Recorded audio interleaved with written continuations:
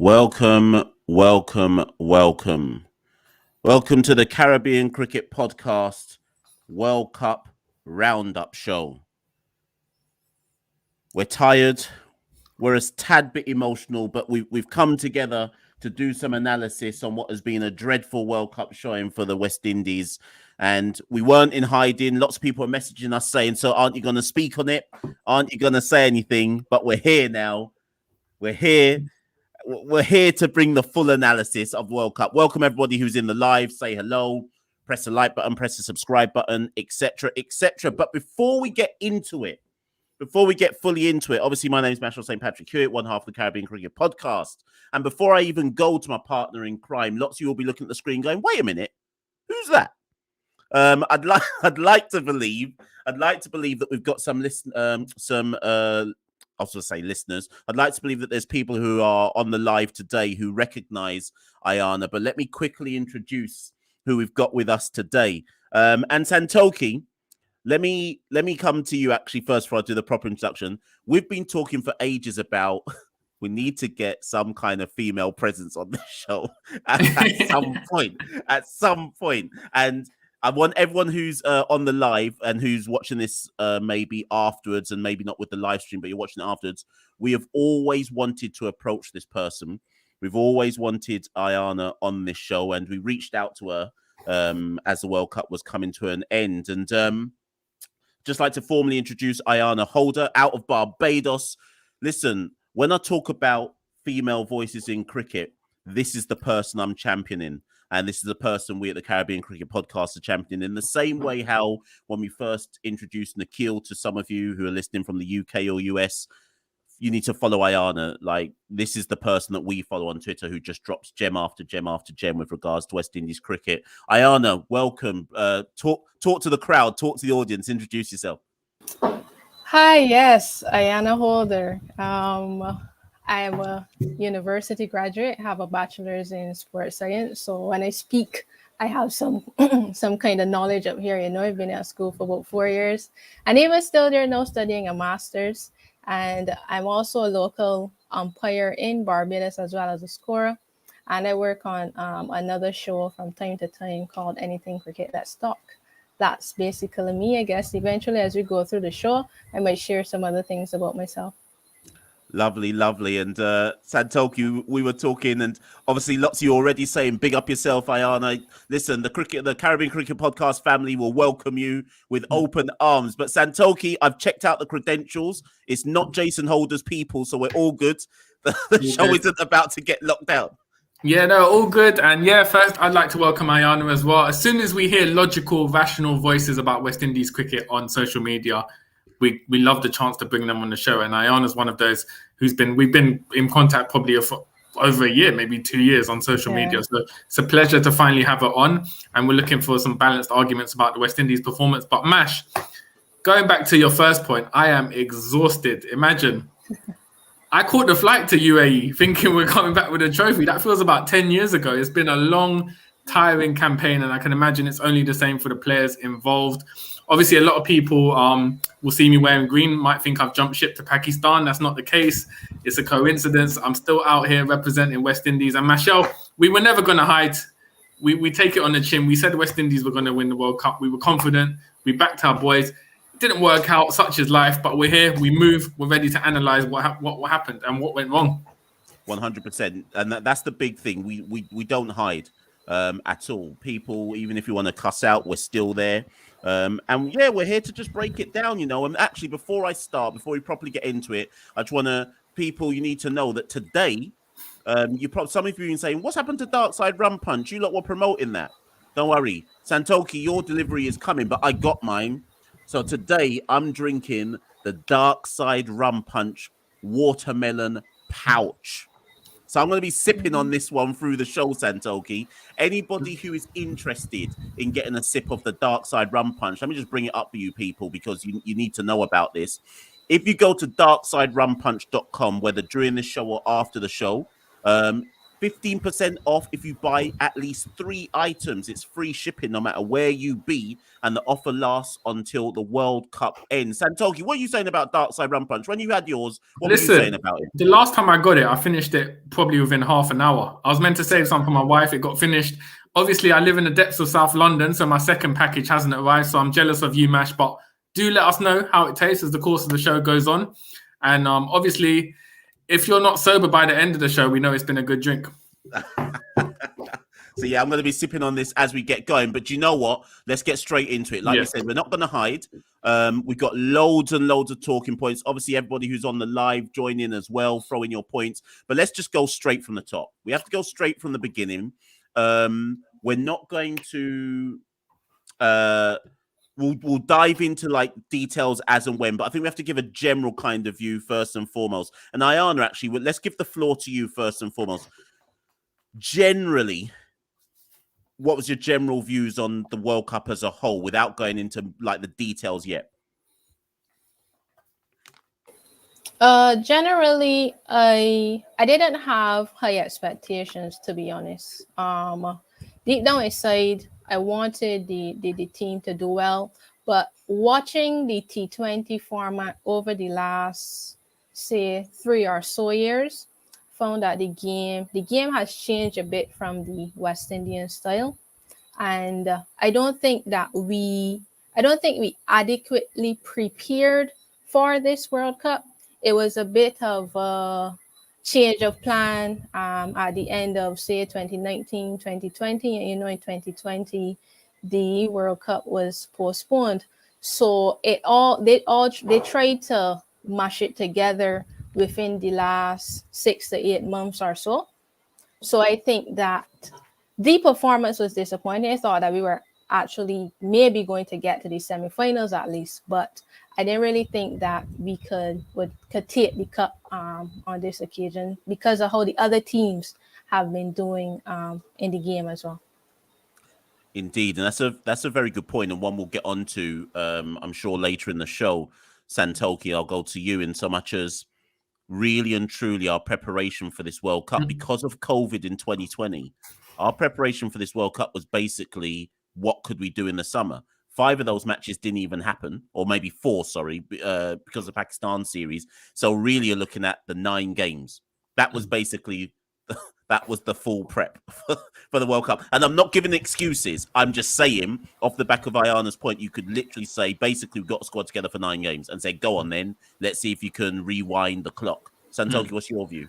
Yeah, well, firstly, obviously, massively underwhelming campaign. I genuinely did think West Indies could win it, purely because our players have worked independently all this time. They've obviously played in different franchise leagues, and they've come together in previous World Cups to win it. So for me, I didn't take the West Indies bilateral series that seriously, because I thought on the day in the tournament, they can step up, put their skills that they've learned on the franchise circuit together and done what they've done in the past.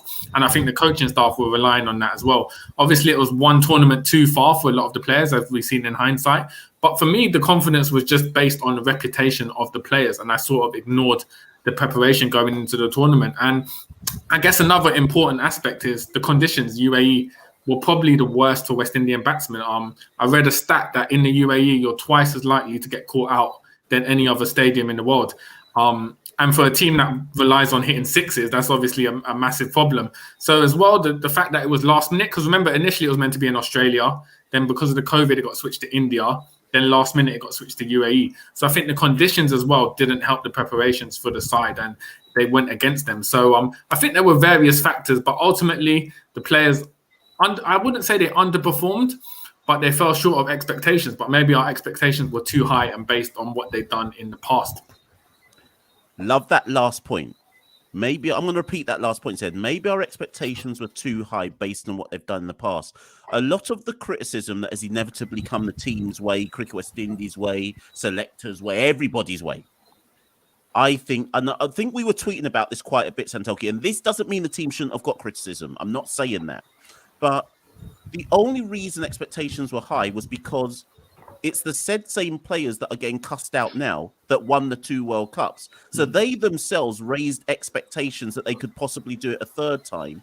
And I'm just not sure if the level of cussing is proportionate to what they've like. If you're cussing the team, it's because you thought they could win it, right? It has to be. And if you think they could win it, it's because you know what those players have done in the past and what they've done on the franchise circuit. But if you're then going to say, if the cussing's then going to be they're no good, what did you expect to happen then? Like, I don't. I'd be interested. I'd be interested to know, because obviously me and yourself, Michelle, we're based in the UK. In the UK, we've been getting glowing tributes for the side now that they're finished, almost comparing them to, like, say, Michael Jordan era, what greatness they've done. But from what we've seen with people in the region, they've been cussing out the players. So Ayana, you being based in Barbados, what's your kind of take in Barbados, at least, on the side and kind of the respect given to the side now that they've probably come to the end of their cycle? To be quite honest, I think that there might be a lot of people who are glad the way that things went, especially because of squad selections. We know all about the whole Jason Holder, Roston Chase thing, and I sometimes don't feel very proud to be Bajan, because my analysis, my analysis helps me to understand some of the decisions made. And as a West Indian, I mean, I tell people that when Jamaica's running at the Olympics, I feel it, because at the end of the day, we are in this little circle down here, small. It's us against the rest of the world. So I'm a true West Indian. I wrote for everyone. I'm not one of those people who think that Barbados is better than Jamaica or Trinidad or Ghana or anything like that. So I know that there are people this side, but the world on this 166 square miles that just might be glad the way that things went, because you had people saying, oh, it's a Trini team and Pollard and his men and stuff like that. And to be quite honest, I don't really think that we had a better team to send to the World Cup. Any other team, I think the result might have been the same because of the said preparation. And Ayana, it's brilliant. That's a brilliant segue, because let's get into the big talking point that everybody seems to want to talk about.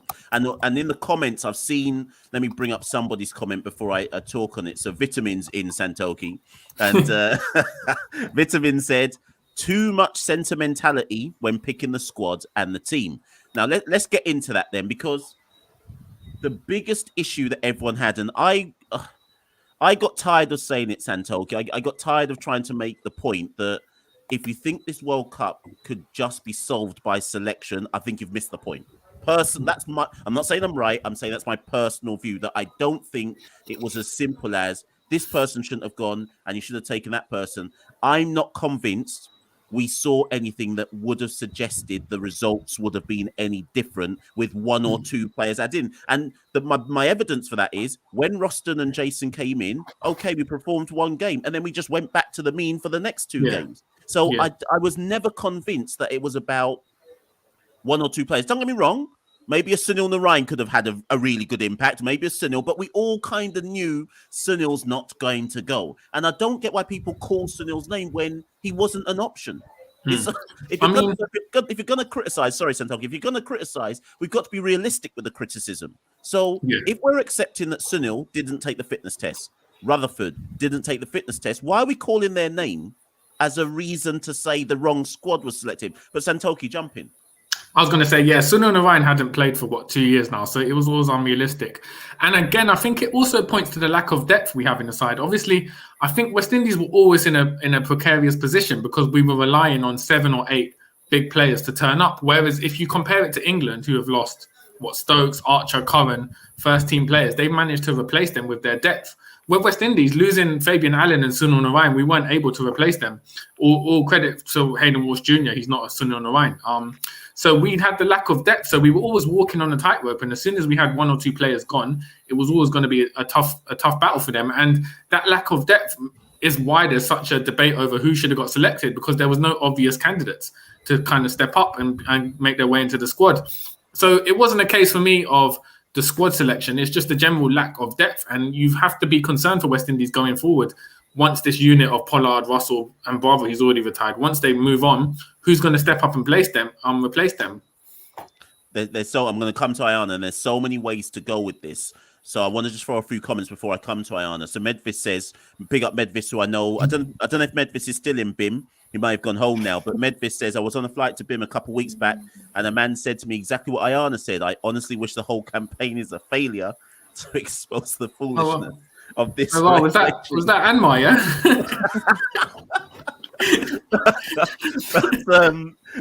And there was another comment. Where's the other one I wanted to pick? Mr. Lover, we did not pick the best team possible. Now, what I'm going to say before I come to Ayana is I would love everyone in the chat to tell us who should have gone instead and what makes you so certain those players would have had an impact on the world stage other than you just saying it's somebody different. Because I need some statistical evidence to tell me why you think whatever player you're going to call would have made a difference. But Ayana, your views on the squad and selection and so on and so forth. The squad. Now, I know a lot of people been talking about Jason Holder's initial absence from the team, but one of the things I've noticed about Jason on the international scene is that he doesn't take many wickets in the power play. And if you look at the matches that West Indies played this year, the T20 matches West Indies played this year, the power play was probably our weakest area. We depended on DJ and Obed to hold things tight in the middle towards the end. And I understood why they opted to go with Ravi Rampal, who performed in Super 50 early up in the year, as well as the CPL just before the World Cup. My only issue with Ocean Thomas's selection, though, is that I don't think that he was match ready. He came into he was injured for Super 50 and he didn't play. And then he came into the Australia series just about June, July or so. And I was concerned about his fitness and match readiness. But if we recall, we know what Ocean Thomas can do in the T20 format, raw pace. And I mean, he also has a 5-wicket haul. So they probably could have managed that a bit better. Chris Gayle, think that Chris Gayle should have been opening. Yes, I understand going cool, but I think that from the beginning, he probably should have just opened the batting. Other than that, I really don't see anyone else that could have made this trip, to be quite honest. So there's a few names that people have been throwing, and Santoki, let me go to your boy first, right? Now, Romario Shepherd. Lots of people called Romario Shepherd, but I want to quickly talk on this, right? And I don't know, I think both of you will remember this. Romario Shepherd was getting cussed out at the start of 2021, though, right? And I think a lot of people forget this, that he had, which game was it where, was it in Super 50 where he went for like 100 runs? Am I making it up in my head? He did. And I don't know if people remember that at that time, he looked completely off. People were saying he should be nowhere near the Maroon. In fact, when he got called up for Sri Lanka, people saying, what's he doing in the team? What's he done to justify being in the team? So I found it really weird when, because he had a good CPL, everyone was like, yeah, he should be in the team. But it was the same people were saying, what was he doing in the team no less than 4 months earlier? And that's why I didn't take Romario Shepherd seriously as an option, because Romario's issue, I think, if you go back 2 years ago, maybe, I think 2019, when Romario first came on the international scene, his Yorkers were good. His death bowling was good. Then he fell off massively. And this is what I'm talking about. The players that people call haven't shown a level of consistency, which makes me believe that the selectors could have felt they could trust in them. Santoki. Yeah, for me, it's madness to think Romario Shepherd could go to UAE and suddenly have an impact. It's actually alludes to what Pollard said in one of the press conferences. Players who are absent, their stock will rise during the campaign if West Indies fail. And I think Shepherd's a good example. Because West Indies haven't done well, people are jumping to him and saying, oh, if Shepherd was there, he would have made a massive improvement. 100%, I don't think he would have. He's a good player, but I don't think you could fast-track him into the West Indies World Cup side and have him perform on UAE pitches all of a sudden. As you said, he's been inconsistent when you compare Super 50 to CPL. And I think also, it's also partly down to the fact, do you remember the president of Guyana made a big kind of fuss about Mario Shepherd not being in the squad. That kind of ramped up the PR and publicity about it. So I think a lot of it is to do with emotion. A lot of Guyanese want more representatives other than Hetmeyer in the squad. So it's based on emotion, as a lot of things are in the West Indies, based on emotion rather than statistical and factual evidence. So I think for me, Shepherd's one for the future. I'd like to see him in the Pakistan T20 series in December, but no way, I don't think he would make any real impact to West Indies in this World Cup campaign. Yeah, and I think the only other names that I can see people call, I mean, if I bring them up, I think it's like, so Mario said Hemraj should have gone instead of Gayle. I mean, no. Basically, no. It's not. It's I can totally see why they went with the guy with 14,000 T20 runs over Hemraj, to be honest. I mean, hindsight's a wonderful thing. In hindsight, you could say any player would hit more than Gayle, because Gayle didn't hit any runs in the World Cup, really. But on paper, like you said, Mash, you've got one of the greatest of all time. Chris Gayle, you're not going to drop him to play Chandrapur Hemraj, who struggled for Guyana Amazon Warriors and was playing in the Nepalese Premier League before the World Cup. So I think in hindsight, people are going to say this, but it doesn't make any sense to me. Mario, I know you were taking the piss with yours, but to be honest, Mario, I've seen people say Chandrapur Hemraj. That's why I put it up, because I've legit seen people say Hemraj should have gone. Contact says the following: Shepherd, Rutherford. Immediately Rutherford, no, because he failed a fitness test. King, no, because Brandon fell off. In fact, as I said on the last live we did, Brandon had the slot. It was his slot to lose. Everyone forgets that Chris Gayle had basically retired from T20s anyway. Like, when people call that stat and say Gale's only hit 150 in 5 years, between 2016 and 2019, Gayle played about 5 matches. So Gayle had basically retired from representing West Indies in T20. King was given the chance. He flopped.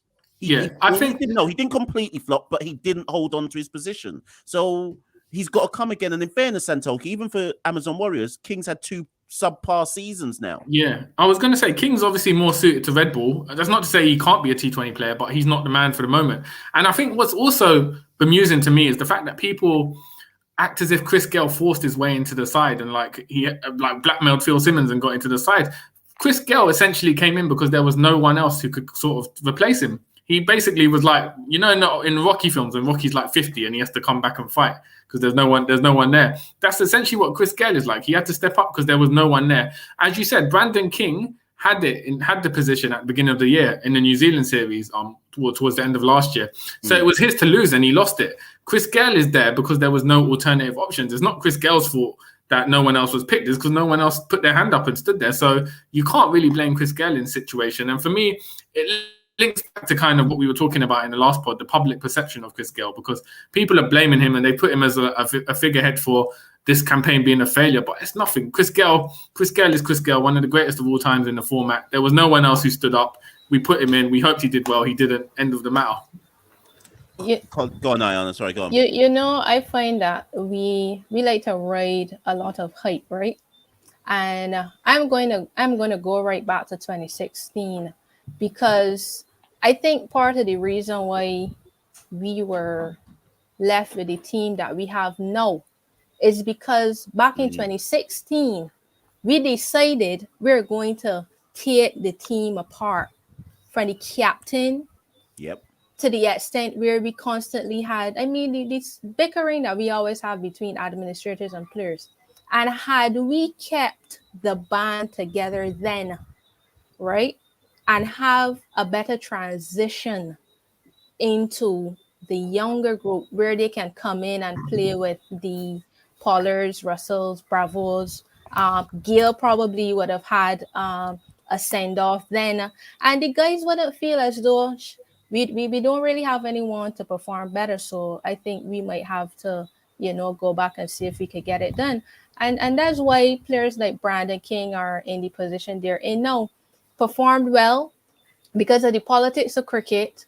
You get thrown onto the international circuit, and then when you come back to domestic cricket, you can't even score half of the runs that you scored in your breakout season, and that's what we're looking for. You can't just walk into international cricket and then decide that you're going to be mediocre. After all, we're trying to get away from that. So just because we want youngsters to get a chance, or we don't want to see the older ones anymore. I don't think we need to accept mediocrity, and guys just need to be consistent, work hard.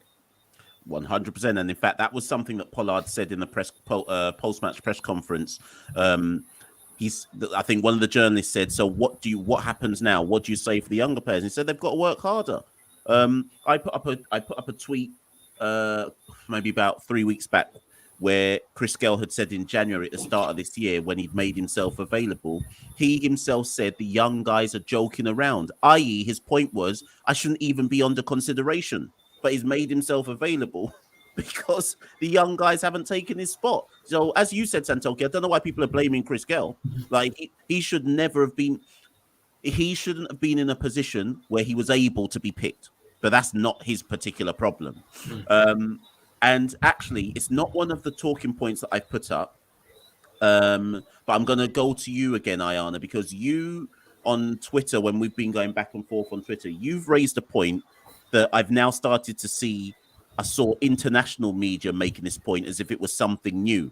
But you were one of the first people I ever saw make this point and have been making it regularly, which is the lack of a Caribbean T20 tournament underneath the CPL.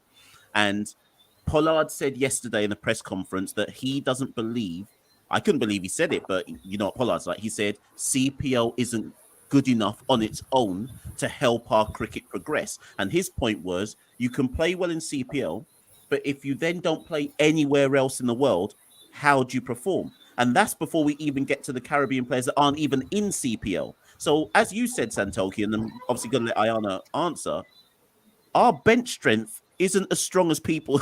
It's got talent, it's got raw talent, but it's not as strong and as, what's the word I'm looking for, seasoned as people think it is. But talk on your views about a Caribbean T20, Ayana.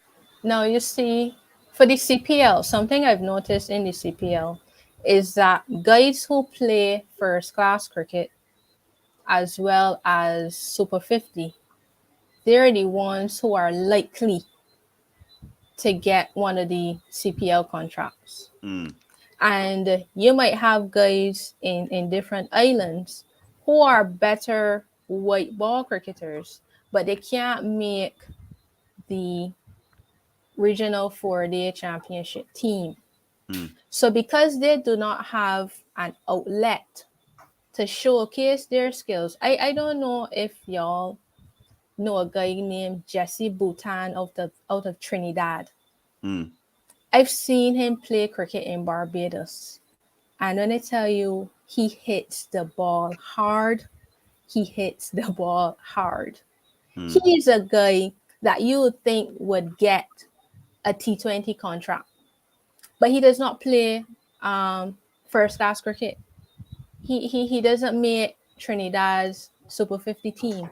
So unless he has a good network with a good agent who could package him or whatever and put him and just put him out there, he's not going to get an opportunity. We have guys, there are guys in Barbados. I believe there are guys in the Leeward as well.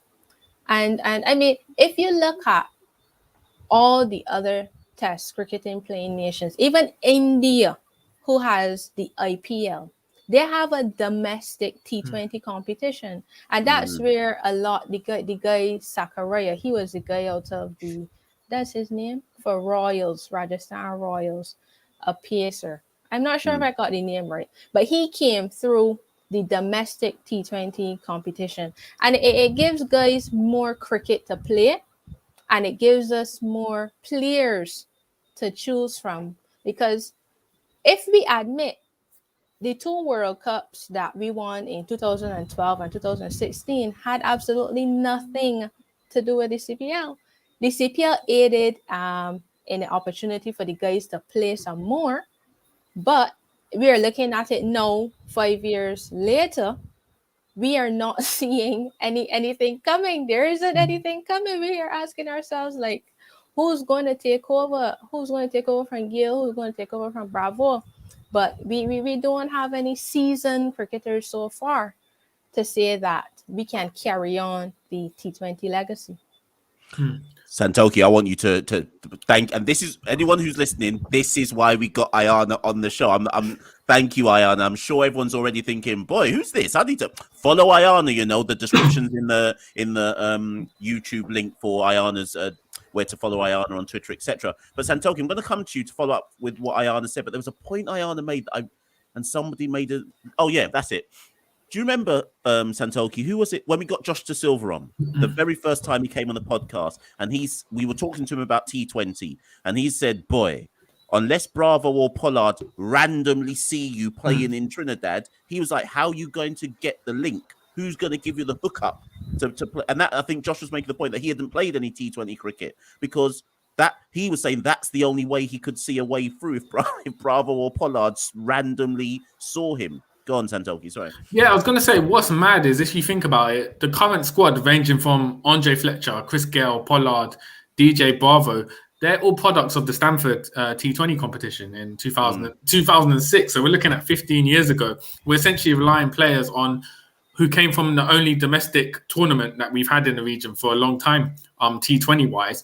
And like Ayana was saying, there's no pyramid. Every other country has a sort of pyramid where you can work your way up. Whereas in the Caribbean, it's sort of, if you don't get picked for a CPL franchise, that's it, tough luck. And relating it back to Brandon King and Hayden Walsh Jr., when Brandon King had a tough time for West Indies, he had to wait for the next year's CPL to come around, essentially, to try and regain form. There was no domestic tournament in the middle of that. He wasn't getting deals in other franchise leagues.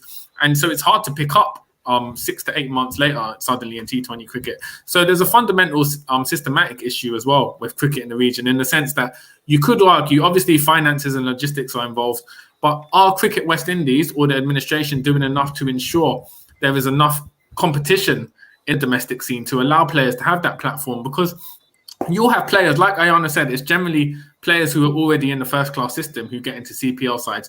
You'll have players in the club cricket system who can bang sixes 100 meters, but they don't play first class cricket, so they're going unnoticed essentially, unless a professional player sees them and handpicks them to get into the side. So you're missing out on a lot of talent at club level cricket. Whereas in other countries like England, if you're performing well for club cricket side, you'll move to a county cricket second team and then eventually the first team and play in the domestic T20 side. So for me, there's not that pyramid, which means there's a massive gap in developing talent in the West Indies, and CPL is obviously not filling that gap at the moment.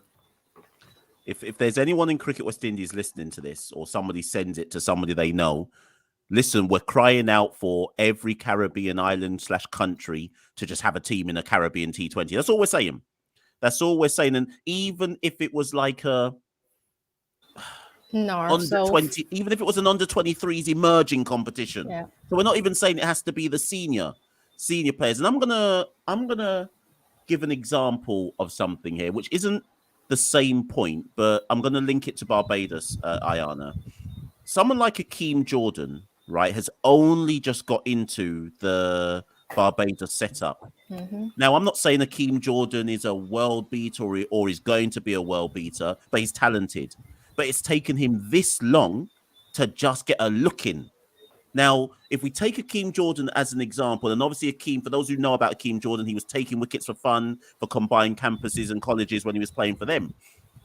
What is a player such as an Akeem Jordan supposed to do then if they can't get into their franchise team, and if there isn't a West Indies emerging team, if there isn't a CCC team? And fundamentally, so this is why all of this that myself, Santoki, and Ayana are talking about is why we're saying, if you're going to just say this is a selection issue for this World Cup, you've got to dig a bit deeper. Go on, Ayana, jump in. I don't want to drag on. No, jump in. But I find it ironic that you said Akeem Jordan, because remember Akeem Jordan played for the Patriots a year and he did pretty well. And the following year, when you thought based on the performances in the previous edition of CPL, he was not selected. And CPL, I am not knocking CPL. But CPL is kind of like that. It depends on who's in charge at the time, who knows who, and it's not really doing too well. For us, we need some transparency, perhaps. I think Michelle as well. Josh De Silva is a good example. He's someone who wants to have a T20 career. He was in the Patriots winning side. Obviously, he didn't do enough to make the West Indies side, but there was potential there. If you're him, you've got to wait another year now for CPL to come around next year to prove your credentials. So you've missed a whole year of of playing T20 cricket, and you've missed out on potentially developing, raising your game. So it's not a sustainable level of developing West Indian players, and we can't rely on players getting franchise deals by the luck of it, or of however they do it to sustain the team. Essentially, you've got to have a system that produces players, and it's beneficial if players do get franchise deals, but we can't rely on franchise competitions to develop our side.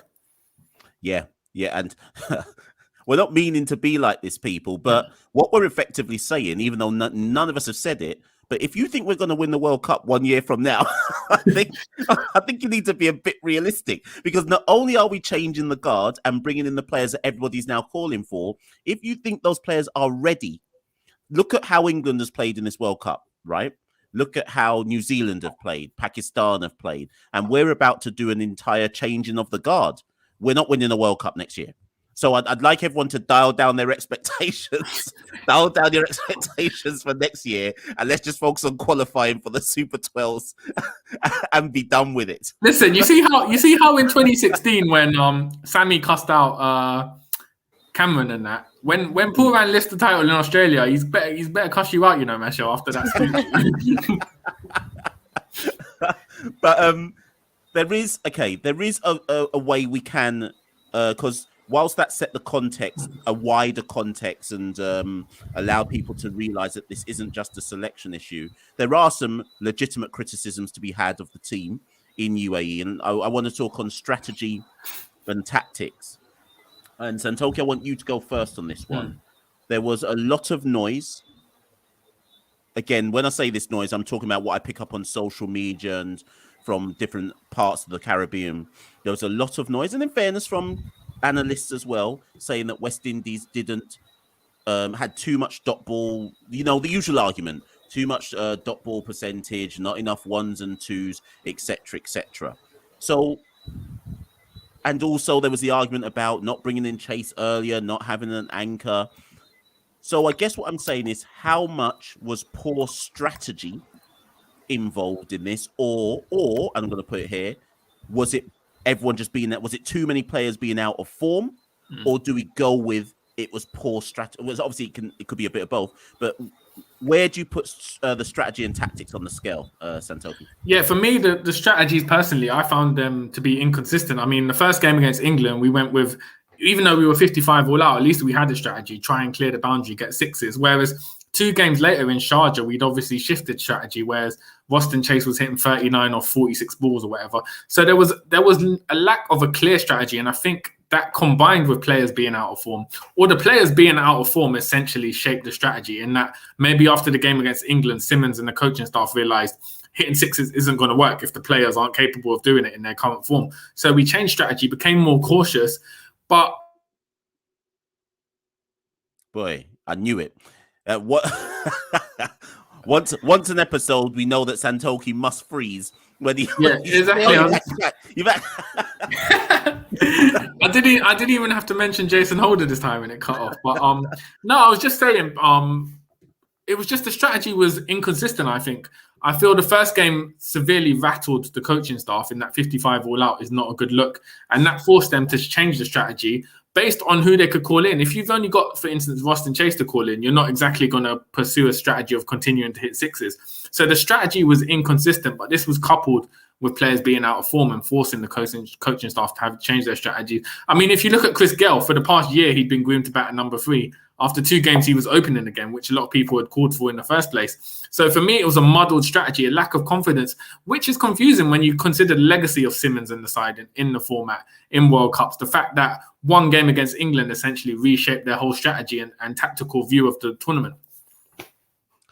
Ayana, I'm going to come to you next to talk on that. But then what I will just throw in again, I'll bring up the bad form thing again, though. So was the muddled strategy that Santoki's talking about also as a result of just too many players not being in form for the competition? But Ayana, what was your view on the strategy and tactics? I think it was a bit all over. Obviously, the first game, all out for 55, the entire campaign is rattled. You really want to get off to a winning start. And on the opening issue, I think that Gayle would have been suited better to open and maybe Simmons at 3, because Simmons isn't exactly the same type of player as Lewis and Gayle. You know, he goes through his innings and then he tends to work to like gear up. You know, so I think they probably could have looked at that. I mean, after the his test innings, they dropped him, which I was surprised. I was surprised that they did that. They dropped him and put Gayle to open. So it showed that there wasn't a definite idea of how they really wanted to play the tournament. Later on in the series, you saw Puran come in at 3 after he made the runs against Bangladesh, and it made you wonder, just because I think in the Bangladesh game, he came in to his matchup. Yep. He just came into the game at the ideal time for him to play freely, and he eventually got that 40. From a bowling perspective, that also got a bit wild to me too, because when Jason Holder came into the side, they went away from Akil Hussain bowling the new ball. And I thought that Akil and Ram Paul had built a nice chemistry in the power play. Akil having been the one who might get the breakthrough, Ram Paul at the other end being economical. And when Jason Holder came into the side, they went with Jason Holder with the new ball, who I will continue to say, and the stats are there to show that Jason Holder really is not that phenomenal in the power play. And the game that he played at Sharjah, I mean, obviously Jason Holder is supposed to do well at Sharjah, you know. So the strategy and tactics, it wasn't consistent. And I think it just boils down again to our overall preparation. Yeah. And I agree with both of you. The only thing I would add to that is somebody said it right at the beginning of the live, and I can't scroll back now to find the comment, but we just never seemed at ease. Yeah, they said 2012 they were and talking about 2016. celebrations. Yeah, 2012 yeah, and 2016. There was something there. It's something untangible that I can't point to, but there was a sense. There was a sense of something building. This one, there was never really a sense that we had it all together, even before the tournament. I think with the warm-up games, there was never really a sense of, yeah, we're really approaching this with the right mindset. And I don't know. I'm not blaming those who didn't like the team or thought the team was the wrong. I just felt like there was a lot of pressure, and the team didn't know how to deal with the pressure this time round. I don't know why, given how experienced some of them are, but they just never gave me the sense that they were able to deal with the pressure on top of them. We briefly hinted at it, so we won't talk too much about this one. Yeah, actually, so Mario said it. Yeah, Mario, I just wonder if the pressure and general there wasn't a lot of positivity around this side at all. I'm not saying that means the people are to blame, but I just wonder if that got to them. I really wonder if that got to them, that they felt like the Caribbean wasn't on their side. It shouldn't have done, but I wonder if it did. It surely must have, though, for Ricky Skerritt to come out, Cricket West Indies, and Kyron Pollard, and say fans have to get behind the team. No other side had to do that with their fans. So obviously the negativity was around them. Being stuck in a bubble as well, you're obviously more receptive to this negativity. There's not a real escape like there would be usually on a tour. So for me as well, it wouldn't surprise me if players do come out later on and say the negativity obviously did get to the players. So the point that's on the screen, for those who are wondering why I've said that, just a quick one, and I think we've probably, in fact, let me deal with this one. So, Aaron, you said Rampal was economical in what match? Now, I've seen a lot of criticism for Rampal in this tournament, but actually, in fact, let me call the stats, because Rampal went at an economy of 7.53 in 4 matches, okay?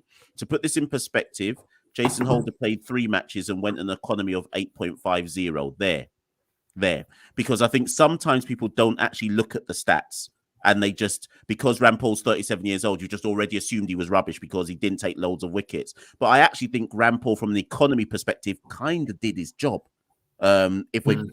Because you just don't see a lot of wickets in them. But then the bowling was trash in general, in terms of we had no penetrative bowler. And actually, speaking of, I'm not going to talk about 20. Sorry, I'm not going to talk about 2021, 22. I want to briefly go back to this, because I think we missed out a point. Why did we not use O'Shane Thomas? We had no legitimate wicket taker in that team, right? O'Shane Thomas is wild. We all know this. We've spoken about this before on lives. But you have one guy in your team who can bowl at 90 miles an hour. So you look at other teams, whether that's a Mitchell Stark, whether that's a Nortje, whether that's a Rabada, a Tymor Mills. I'm just to name some random. Lockie Ferguson was out the tournament, but Trent Bolt, right? So you look at other teams who've got those bowlers. I'm not saying O'Shane is those bowlers, but he was the only bowler we had who bowled 90 miles an hour. That's one criticism I do have. He didn't even get one game. Yeah. Anyone want to jump in on that? Now, and the fact that the selectors too went to the extent to explain why they selected O'Shane, and even at Abu Dhabi, you noticed that the fast bowlers were getting assistance. I was surprised at that a bit as well, because O'Shane might bowl on the ball, but I think he might come out and get 2 or 3 wickets, So I was surprised as well too. Yeah, I think for me, the problem West Indies, like you said, Michelle, they had no one to penetrate and get wickets. And the thing with West Indies' overall strategy is it doesn't matter how many runs you can put on the board. They have the capabilities to put on the runs. It's about getting wickets though at the same time. So we had the holding players, defensive players, but it's also telling as well. We played 5 matches in the groups, and Akil Hussain was the top wicket taker, and he was a replacement player. He wasn't in the original 15-man squad, which sort of speaks volumes for the sort of strategy and tactics of the side. Someone who wasn't even accounted for in the 15-man squad ended up taking the most wickets, which is also a laughable amount, really, when you think 5 wickets made him the top wicket taker in the side, considering we played 5 matches. So when you compare it to other sides, it's comical as well. But I think that summarizes how bad our bowling performance was. I don't think Rampal's to blame. He did his job. He had an economy. But who was there to take wickets? O'Shane Thomas was worth a gamble for me. After we'd lost the first 2 games, you've got nothing to lose. Even if he goes for an economy rate of 10, if he gets wickets, that's priceless for us. Yeah, I just want to address this point from Vitamin. We had Cottrell, but he was dropped due to bad form, but others in bad form were not. Vitamin, I think you've missed the point there, because Cottrell was dropped because Obed McCoy was better than him. And Obed McCoy through the whole summer had taken wickets. And actually, if we're talking about somebody who was missed, Obed McCoy was missed. Yeah.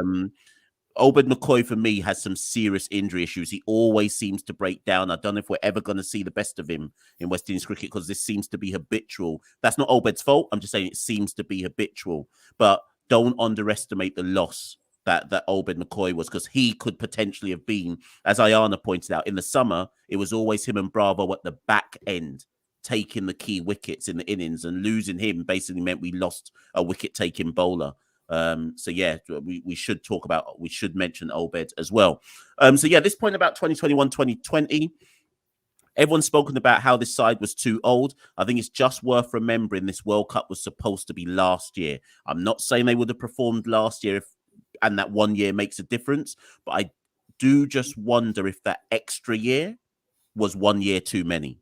If you go back a year, for example, Chris Gayle had a very good IPL in 2020, for example. And now there's an extra year gone and his form's dropped off a bit. So I just wonder if this would have been the same. I'm reaching, but I just wonder if it would have been the same if this tournament had been a year earlier. Any of you want to talk on that? Yeah, I think the age of the players also makes a difference. Chris Gayle would have obviously just turned 40. He'd have been 41. And also DJ Bravo would have been a year. Basically, all the aging players would have been 1 year less old. So essentially, you'd gather from that they'd be in better form.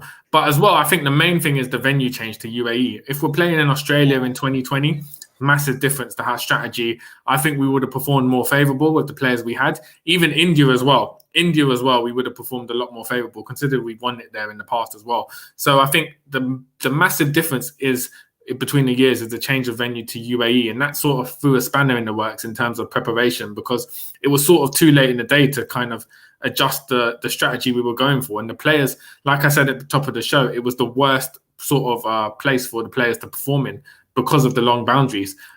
So for me, the change of location had the biggest impact, but it's something you can't change really. The pandemic sort of messed everything up. So yeah, for me, the location was the main obstacle for the side. Santoki said everything I was going to say. So we kind of come close to bringing this to an end. And thank you everyone who's been in the live all the way. At one point, there was 80 odd of you. There's 76 moments, so thank you all. Remember to share this with people at the end so they can watch it afterwards. Get your dark side rum punch. Remember, I'll drop that link. How's that going, Mash? How's the drink going? You haven't noticed that I'm starting to slur my words, but don't worry. But, so this is what I'm talking about. Where do we go from here? And again, I'm intrigued to see what Ayana says in this and how much she's picked up on this in Barbados. I've picked up on it here, and I'm sure Santoki has. Santoki, every time I turn on Twitter, Facebook, not Instagram, but social media forums, people are saying the following: sack Pollard and drop Pollard. Unbelievable. So for me, I don't even know where to start from that. I think a lot of people are forgetting what Pollard has done in IPL this year. Also against Sri Lanka, remember the guy hit 6 sixes in an over. He's a destructive batsman in his own right. Yes, he's had a bad tournament, 5 games, but we can't discard Pollard. His remit was to lead this side into the 2023 World Cup, groom the young players, and for me, he's doing that job. With Hetmyer, Poran, they didn't perform to expectations, but they still performed well in this tournament, and you'd imagine they'd build from that and learn from Pollard going forward. But also the tactical acumen across the world, especially in IPL, he's regarded as one of the leading captains in franchise cricket. Just his awareness and ability to shape games from tactical perspective alone, not accounting for his batting and his bowling, occasional bowling as well. So for me, he's still an indispensable player in this side. It'd be interesting to see what Ayana says on the matter. Boy, West Indian fans, I don't agree. I don't agree because, I mean, if we're honest, there's a lot that could change in a year. And Pollard's overall record as captain of West Indies white ball team, it isn't as terrible as people are trying to make it seem. Yes, we had a poor World Cup campaign, but I don't think that the answer is to say yes, sack the captain, because then okay, you're gonna give Puran the captaincy, and when he goes to the World Cup next year and don't win the World Cup, you're gonna say what, sack Puran as well. I don't agree. One of the things I would like to see is probably a specialized white ball coaching unit as well as selection, so that we can groom ourselves to be better able to adapt to the game now. I think that bowlers, the power game isn't it anymore. I think bowlers have really equipped themselves to stifle the powering batsmen now. And I think those are the key areas that we need to address. I don't think it's a captaincy issue. It really isn't. So Colin says Pollard's arrogance is a serious problem going forward. You know what? I think Pollard whines. Not me. I've got no issue with Pollard. I think that people misunderstand that Pollard is a winner, and that sometimes comes out in a way that people don't like in his press conferences. Go on, Santoki, sorry. Do you think, this is a deeper issue, do you think in the Caribbean we have a sort of self-confidence issue in that any player who seems to show confidence or belief in their ability, we portray as arrogant? Yeah. No other country does that. For me, Pollard's shown nothing to say he's arrogant. He's just performed as if he knows he's a world-class player, which he is. So I don't know what the regional issue is with this perception of players. Once they start acting as if they are successful as they are, they're portrayed as arrogant, and mercenaries has been a common word as well. But the arrogant thing as well seems bizarre from the region, that we get this as a default cuss out.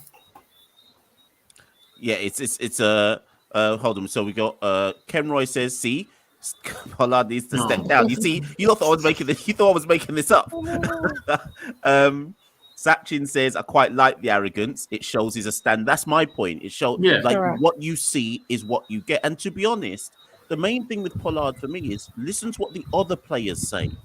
Like Hetmyer, for example, talks positively about Pollard, and I know Pollard had to have a very some very harsh words for Hetmyer over a year back about taking the game more seriously, being dedicated to his craft, and so on and so forth. The younger players look up to these guys. I don't think people fully understand this. But the thing I would say, and Ayana made this point, Pollard's record at current, even if you include the 4 defeats in the World Cup, he's won 14 games since his leadership, lost 17, no result in 5. Now, some people go, well, he's lost more than he's won. But go and look at the record of our T20 team between 2016 and 2019, and you'll understand that this is actually an improvement. But also, if you sack Pollard and give it to Pooran, all you are really doing by giving it to Pooran is you're creating a similar situation to what we did with Jason Holder when he had to take the ODI team after Bravo was kicked out of West Indies cricket, or Carlos when he had to take the T20 team when Sammy was kicked out of West Indies cricket. You give it to a youngster with no experience around them. What do you expect to happen next? What do you think is going to happen? And with no disrespect to Nicholas, seeing him captain Amazon Warriors, and when he's had his chances with West Indies, he still relies on the senior players to help him out. When Nicholas was captaining versus Australia, he was basically going to Bravo all the time. With Amazon Warriors, he had Malik there. He had Hafiz there. Even Hetmeyer was going up to him. So it's short-sighted for me if you're going to say kick Pollard out, because we don't have... It's not like we have leaders waiting in the wings who are ready to take over. Sorry, bring up some comments because I know there's a lot of people there. So Medvis says, good point, Santoki, on Caribbean obsession with humility. This brings out my inner political theorist and Caribbean historian. Medvis, we can talk on that one because there is a point to say there. Where's the other one? Where's the other point I saw? Medvis again. Sorry, I feel that Pollard deserves more time. However, the World Cup team as a whole felt underprepared and inflexible. Yeah, Pollard has to... Yeah, I'll accept that, Memphis. Pollard has to take some criticism, but then also he has held his hand up. It's not like he's hidden from it. It's not like he's come out and said, I take no criticism for this. He said it wasn't good enough. It wasn't good enough. We underperformed. We've got to go back to the drawing board. Too many people. Like he's said everything that I would expect him to say. If anything, the thing that I would say, and this is no knock on Pollard, this is a knock on West Indies wasting everybody's talent. When we lost Bravo, basically in West Indies cricket between 2016 and 2020, people often forget that Bravo is one of the best captains in the region as well. And we basically don't have captains in the region. We don't. Craig Brathwaite is a reluctant captain. He's only really there in the test team because who else was going to get it? If Pollard stepped away from the ODI team, who else is going to get it? If Pollard steps away from we don't have captains. We don't have captains waiting in the wings to take over. Any further points on that before I move on? No, I just think it's the whole tag that these players don't care for West Indies or mercenaries, for me is just baffling, because on the face of it, they don't need to be playing for West Indies. They're financially secure. They've obviously come out and decided to play for West Indies for one more tournament. And again, with Pollard, he gets labelled with the mercenary tag. Don't people forget that he has his own scholarship program. So players from Trinidad, De Silva, Hossein, they get to play in England. So he still invests in developing youngsters in the region. So for me, it's very strange that he's still tarnished as a mercenary who doesn't care for West Indies cricket, because him being captain of the T20 side and the ODI side, he could easily just become an exclusive franchise player, but he's decided to stay and commit against age. He's getting older and older, so we should be grateful that we do have him as a captain of the side at the moment. As you said, there's sort of no one underneath him who at the moment is showing qualities that they can step up and take over. Oh, sorry, Sachin's point here. So captain can't take all the blame. When you ask a player to bowl and he can't bowl to his field. Sammy said on commentary in I think a couple of games, Pollard doesn't have the attacking bowlers that I had. And I think this has been missed by a lot of people.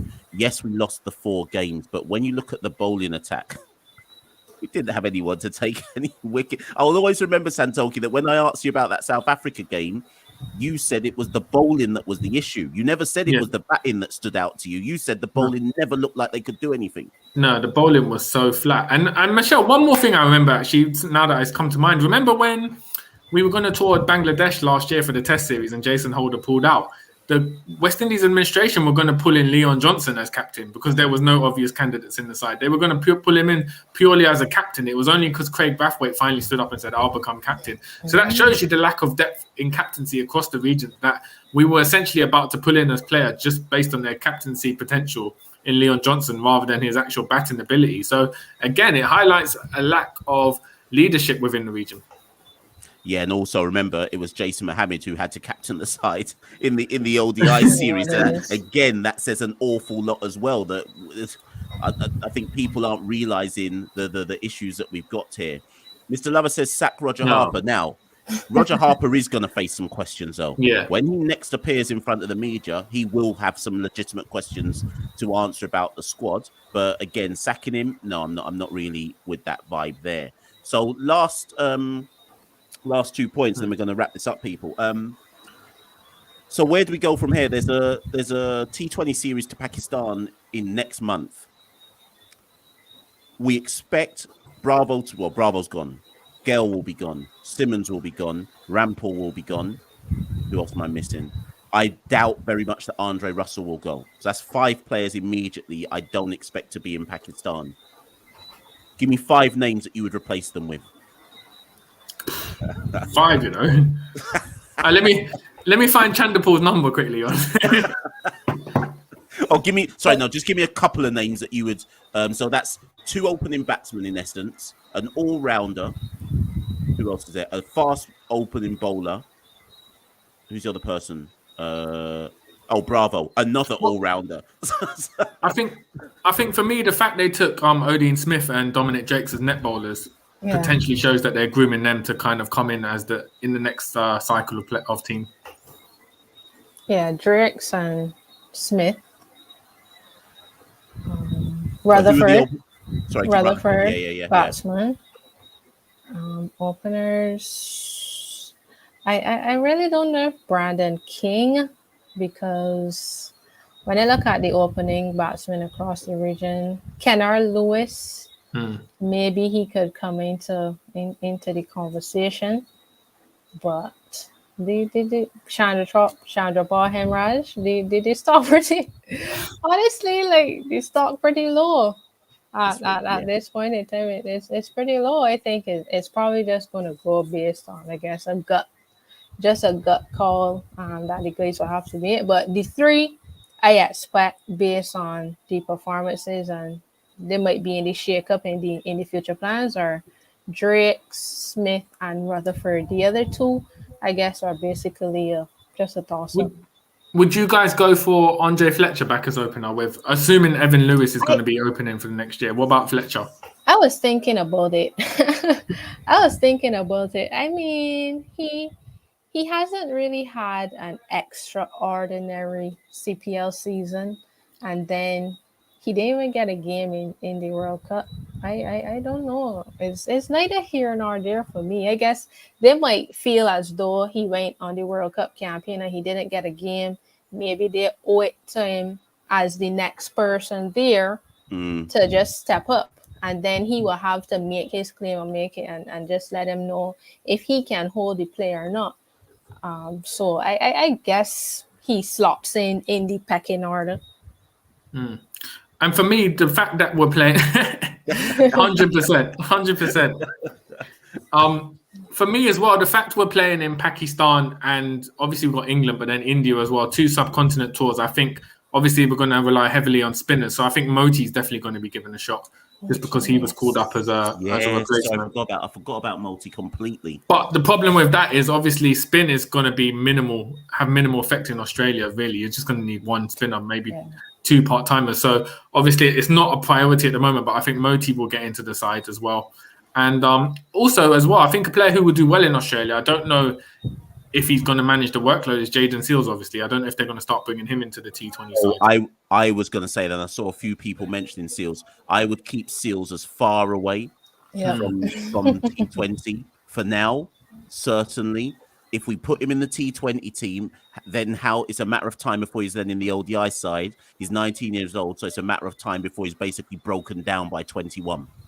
That's my gut. I was going to say, if how we develop players in the West Indies, he'll be broken down by 21. I was going to say, if we put him in the T20 side for December, by January he'll be playing Pakistan Super League, March IPL. We'll never see him again. We'll never see him after that tour. That's very true. Very, very true, boy. So yeah, I'm actually, keeping one more player I want to ask Ayana about, Raymond Rifer. I think he's been a very I think been a very unlucky player over the years. He's a very valuable player, but I don't think when in the 11 they really find a specific role for him.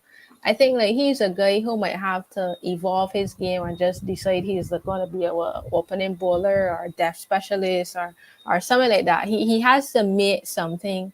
I think he has to make something his specific strength to just find a role in the team. But I mean, I always feel that Raymond is very, very unlucky. Yeah. I'm gonna give you one name that I wouldn't be surprised to be given a chance to open. Kyle Mayers. That's my left field option to throw in and say you go and open in T20 cricket. And actually, Demo's just called a name that we always forget about. Chemo Paul has had a bad year with nearly a year and a half off with coming fitness. off an injury. Yeah. Remember, everyone, Chemo Paul was supposed to be Dwayne Bravo's replacement, and we shouldn't forget that at his best, Chemo is a very, very good player. But again, it's West Indies cricket. He's effectively lost 2 years of his career. Will he come back stronger? Is that now the best of him gone? But I do think it's worth pointing out that Chemo Paul should be Chemo Paul at his best would be in our test team. Do you know what I mean? So let's not forget Chemo Paul. I think Chemo Paul is definitely underrated. He's had IPL deals. He's an all-format player. It's just his injuries holding back. It'd be interesting to get you guys' thoughts on Rakeem Cornwall. Obviously, he opens for St. Lucia. Do you think he should be given a go as an opener? He's someone who he almost bats as a pinch hitter, as in he doesn't have any regard for his wicket rather than a specialised opener. So he could be someone who kind of fires in the power play going forward. Not a bad option, to be honest, based on what he has done for the St. Lucia Zooks in CPL. And I don't really want to compare him to Narain, but they use Narain as a floater. And if I don't know the specifics on Rakeem as the individual athlete, but if it's something that they consider, it would take a lot of planning, in terms of managing his fitness and stuff like that.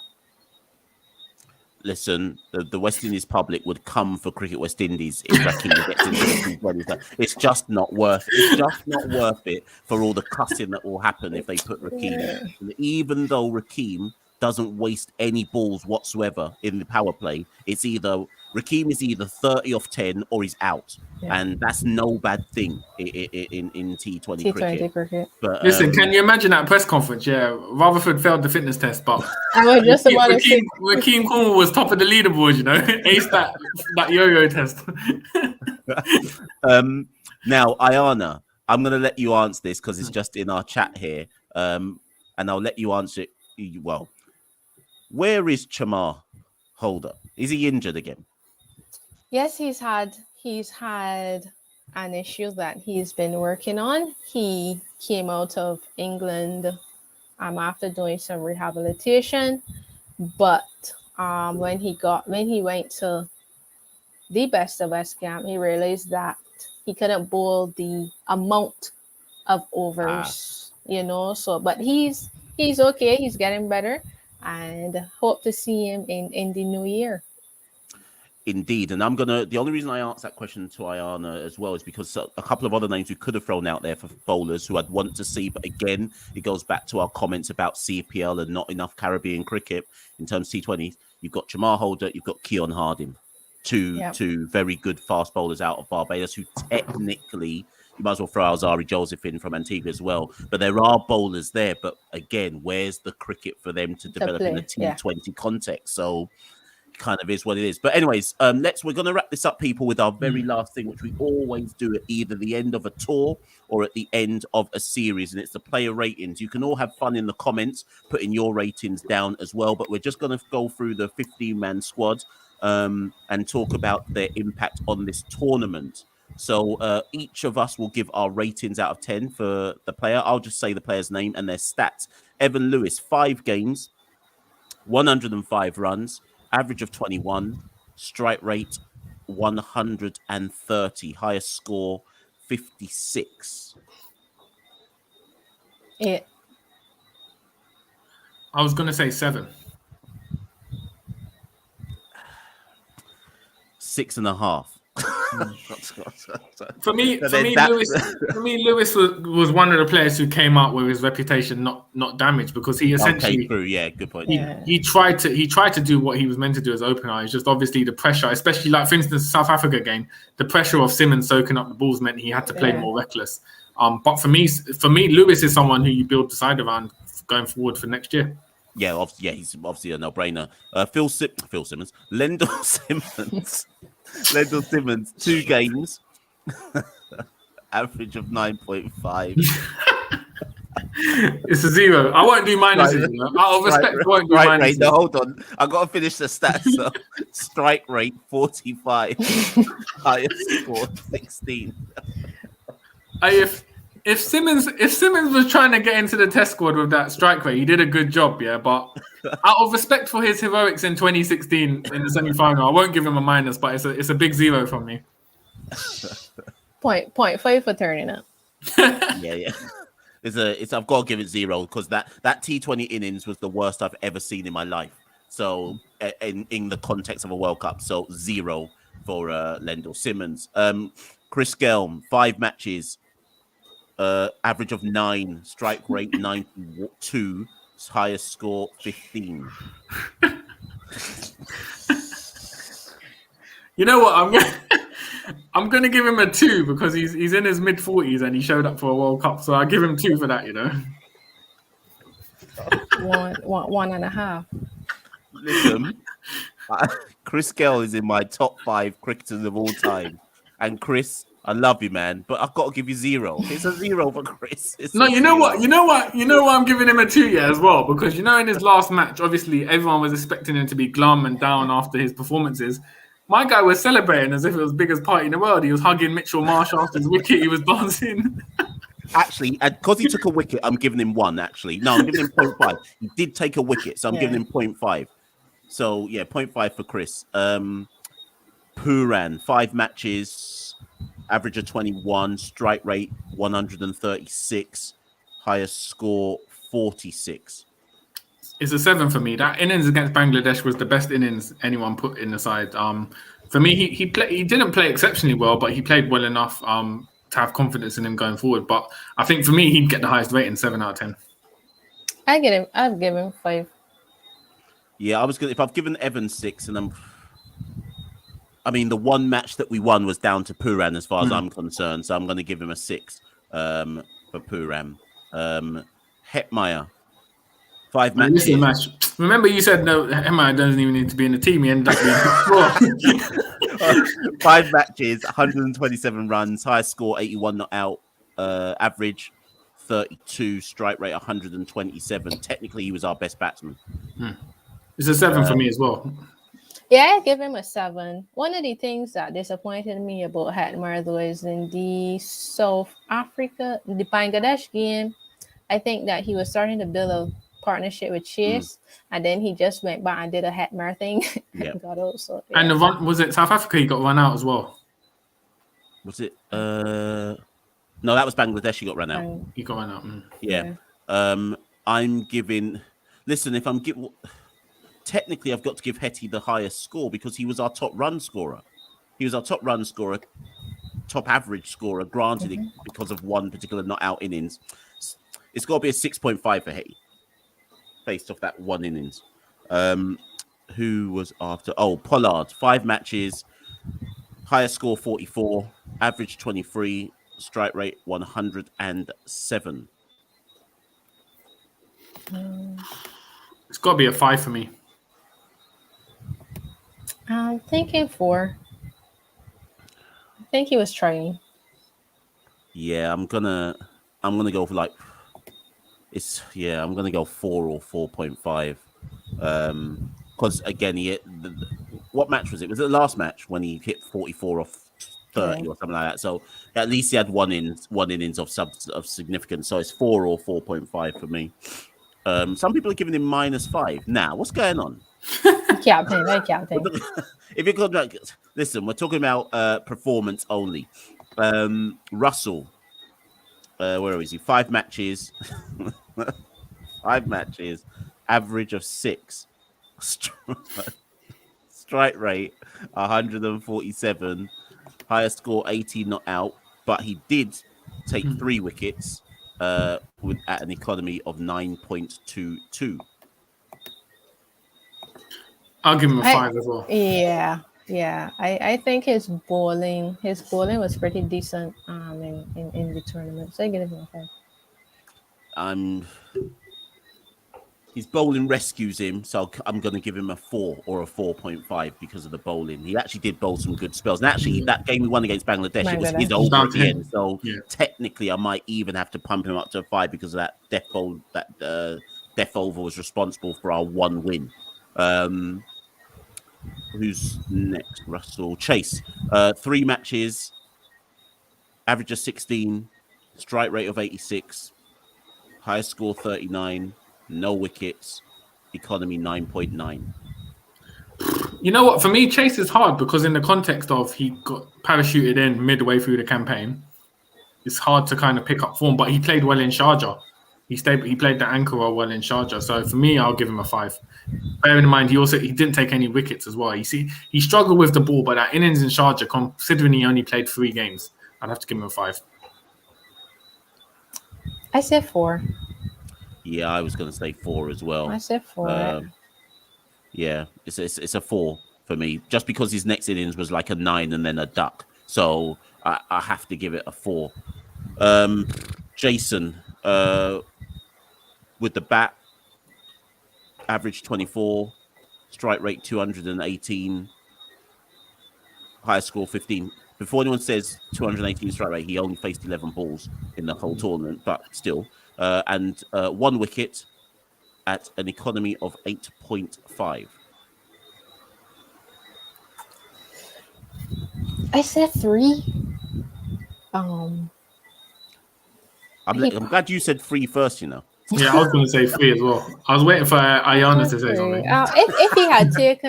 If he had taken a couple more wickets, he probably would have got it to a 5. But 1 wicket and the couple sparks at the end of the innings, 3. Yeah, the most I can say is 4. If I'm honest. Again, he did contribute versus that Bangladesh game. Took a catch. Yeah. So it's a 4 or 4.5 for that one game, but basically did nothing in the other games. I think that's all the Bravo. Bravo, 5 matches, average 6.5. Strike rate 93 with the ball, 2 wickets, economy 8.56. Probably a 3 for me. Maybe a 2. 4. Yeah, it's a 4 again. It's a 4. Maybe even a 3.5. But yeah, 4 or 3.5. Wait, have we given anyone a good score? The highest scores was 7. I guess somebody 8. I think when you lose 4 out of 5 of your group games, you're never going to get a good score for the players, to be honest. Bowlers, because we're in the bowlers now. Akil. So Akil, 5 matches, 5 wickets. Might have to give him a 10, you know. Economy of 7. Akil was the only player in the whole squad who basically did what was expected of him. He had a good economy and he took wickets, but he's a defensive spinner, so even him getting wickets was a bonus. So for me, Akil's got to be either 8 or a 9, to be fair. 8.5. Yeah, I'm saying 8. I'm saying 8 for Akil. Akil leaves with his reputation. He's possibly the only player who leaves with his reputation enhanced. Yeah. So actually, Akil possibly has to get an 8 on that basis. And then that leaves Ravi Rampal, 4 matches, 2 wickets, economy 7.53. I'll give Rampal a 6, you know, because that economy rate, considering he bowled in the power plays, to have an under 8 economy is quite good. But as well, it was disappointing. He didn't get as many wickets as we'd liked. And compared, I guess the CPL kind of gave us unrealistic expectations about how well he could perform as well. He just felt a bit flat in some of the games. 5.5. Yeah, I was going to say 5.5, possibly a 6. His economy meant he kind of did his job, but His job was to also actually take some wickets. Yeah. So it's got to be a 5.5. And I think, is that everyone? Oh, Hayden Walsh. Hayden Walsh, 2 matches, no wickets. Economy 8.8. I'll give him a 2 because the economy is not that bad, but no wickets when he's our frontline spinner is a bit. You can't really give him higher than that. He had a bit of holders in the field. I have to say a 1. I was going to say 1 as well. Like this, in the 2 games he played, he was supposed to be one of the attacking bowlers, and he took no wickets. So it's got to be a 1. and that's probably apt to end with somebody getting a 1. So, ladies and gents, all of those of you who've stayed with the live, it's gone well over an hour, but then it's been a disastrous campaign. Of course it would. Thank you, everybody who has stayed with us for the live. More importantly, thank you to Ayana. Ayana, Yes. It goes without saying, I hope this isn't the last time you come on here.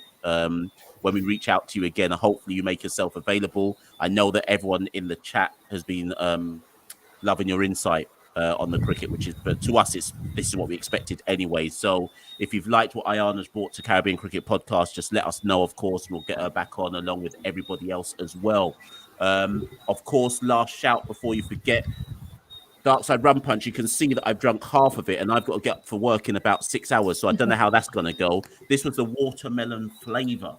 Went down like I was drinking lemonade, Santoki.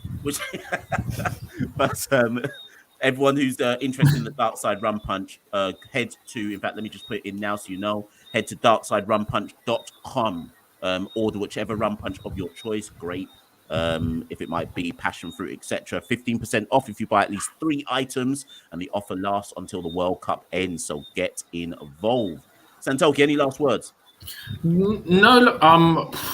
Where can I go after this epic cuss-out session? But yeah, to people asking as well about the hiatus, we'll hopefully have some news for you. At the moment, it's all up in the air. So this could be the last ever pod you see. We could have one next week. Just keep your eyes peeled, guys. Yeah, 100%. So look out for some news on that. And remember, of course, the West Indies, the West Indies cricket hasn't stopped. The test team is in Sri Lanka. Roston Chase and Jason Holder will be joining them. They have a warm-up game next Sunday, 3-day warm-up game, and then the test series gets underway the week after that. So if we do come off this hiatus we're planning, we will, of course, be back for the Sri Lanka test series. So do look out for that. But thank you, everyone who's been in the live. Take care of yourselves and see you soon.